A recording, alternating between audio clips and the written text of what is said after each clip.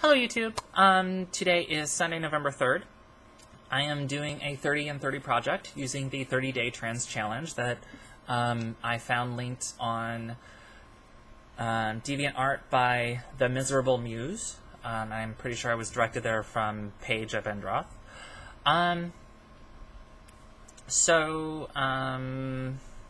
Question 3 is, have you ever been outed? Whew. I've not really been outed against my will, a lot. On occasion, I guess, on occasion I have been outed amongst a group of friends who, to people who've only known me under one presentation, so generally that's, they've only ever known me as a woman. And somebody else in the group who does know I'm trans either lets it slip or just outright tells someone that I'm trans. But the fact is I live pretty openly, so I would have told them eventually anyway. It just wasn't on my terms, which is bothersome. I spoke yesterday a little bit about having been to the hospital recently. I went in twice in the month of October to the emergency room, and I had to have a conversation with the registration nurse because when I went in, I was very much presenting female, and that's sort of my default presentation these days anyway. Even presenting male, I'm sort of, you know, femme of center. But the fact is I have boobs. You know, I don't know if you can see them well, but, you know, I have boobs, small that they may be. And so there's really not, there's not much that can be done in a medical setting that isn't going to out me in some way. The best I can hope for is just to confine it to the nurse that's on duty with me and, you know, the doctors who are examining me. Basically, you know, limit it to as few people as have to know as possible. When I went to the registration the first time, the nurse, oh God, I'm not even sure I quite remember the sequence of events, except that I went in and checked in, and I think initially we had, I checked in under Paul, because that's my, you know, it's the name that I have on file there on my medical records, because it's not the first time I've been at that hospital. But I told the nurse that I would like to be called Brin, and that it, you know, that I'm trans, and that it's appropriate to use female pronouns and to call me Brin. She then came over, and that was like sort of like, okay, we'll jot that down, and then, you know, when it was my turn, she came back over to talk to me and said, well, you know, since you're, oh gosh, considering your surgical state or something, like, because your name is legally Paul, and that's what's in our records, that's what we have to call you. And I said, well, I'm trans, and my, you know, surgical status is not really up for public consumption, and it outs me to be called Paul when I look like this, and, you know, I shouldn't have had surgery in order to get the respect that you would give to anybody else. And she's sort of stammering a bit and is like, well, you know, legally and blah, blah, blah. And I said, that's fine that you have to have my information under that name in your records, and even that you have to have that on, you know, my medications and any paperwork or anything. Hit the mic. Any paperwork or anything like that. But when you're interacting with me, and anybody's interacting with me, it needs to be in my chart that says I should be called Brin and use female pronouns because, and this is, I think, what actually made the turning point, doing otherwise discloses private medical information, especially when done in public, that no one else has the right to know. And actually from that point on, they were really respectful, and they used female pronouns, and they called me Brin, except when I had to go in for a CT scan. Clearly the radiologists didn't get that note,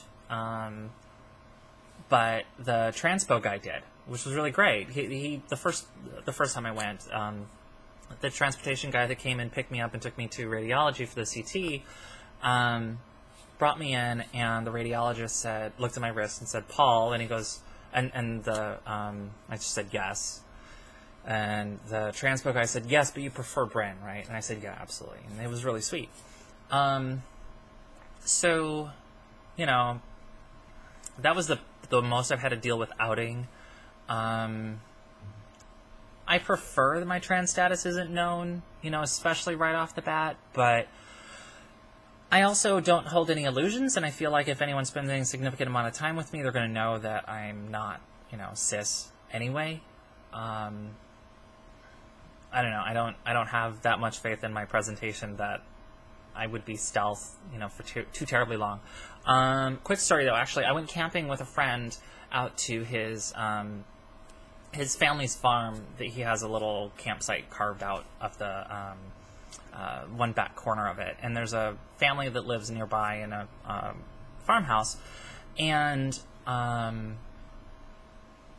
my friend, the family, the dad and one of the sons came to visit because he and my friend are, you know, friendly, and my friend was worried that this guy from rural Illinois was going to be all bothered, you know, very bothered by my being trans, and I told him, well, don't say anything about it, and chances are he's not even going to know.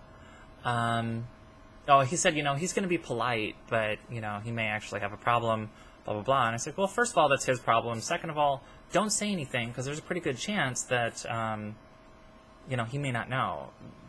I've known my friend since well before I transitioned, so I ended up going the entire weekend stealth, only because I really didn't want to have a conversation about that with somebody that I didn't know and didn't have any, you know, real trust in safety for, and I didn't want to be trapped out in farm country, you know, with someone who was really intent on making me pay for transgressing. I don't know. But yeah, he ended up bringing his family to camp with us the second night that we were there, and you know, I was just a woman. Like, it was just stealth, and nobody twigged to my not being cis, I think. And in fact, the guy was sort of creepy and leered at me a lot, which is this weird sort of validation. Oh, his kids were monsters, though. Oh, I don't even want to. Hell is other people's children. Totally true. Yeah. So, but I mean, that whole experience was somewhat validating in that, you know, my gender presentation is solid, I suppose, enough to convey the gender that I'm feeling. And it was really nice to show one of my pre-transition friends, you know, how my life actually looks with people who I haven't known for 15 years. And I was sort of terrified that I was going to get outed, and I didn't have any control of the situation, which is really the fear of outing. It's having a situation just removed from any control that you could possibly have at that point, because frankly, when it comes down to it, somebody who is intent on punishing you for being trans is going to do it as, you know, like, without any input from you. So that's really like where passing becomes a matter of safety. But there's a lot of politics around passing and being out, and it's really hard for me to navigate because I am out in so many other capacities in my life. And part of that is taking the possibility of someone outing me out of their hands. You know, that's trying to maintain what control I can over something that's so private. But again, now 9.5 minutes. So you can send me leave comments below, send me messages on YouTube, or email at brin@bigender.net, tweet at BrinConvenient. You can find my Tumblr also under BrinConvenient, and I will see you tomorrow.